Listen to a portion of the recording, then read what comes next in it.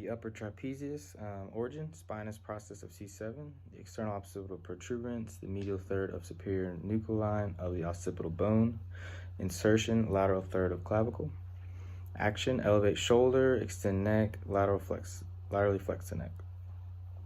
Serratus anterior, origin, 1st to 9th ribs or 8th ribs. Insertion, front border of scapula or shoulder blade. Action, forward rotation of arm and to pull scapula forward and around the rib cage. Flexor carpi radialis, origin, medial epicondyle of humerus.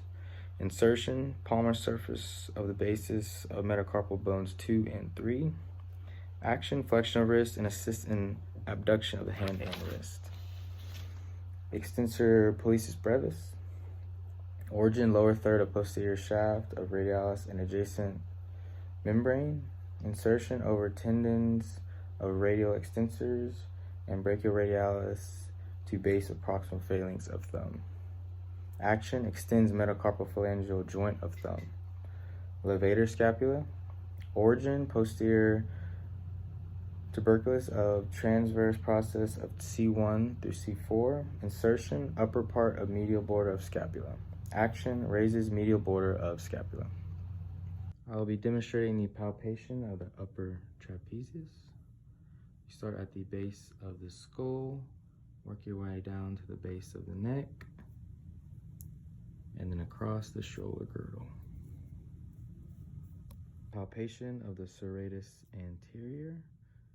You would place your hand just below the armpit and work your way down through the ribs. This is the palpation of the flexor carpi radialis.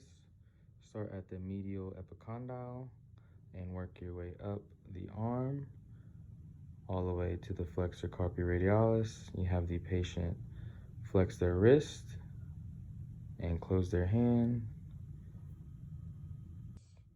We'll have the patient close their fingers together and extend the thumb, and you'll palpate right through here. Have the levator scapula.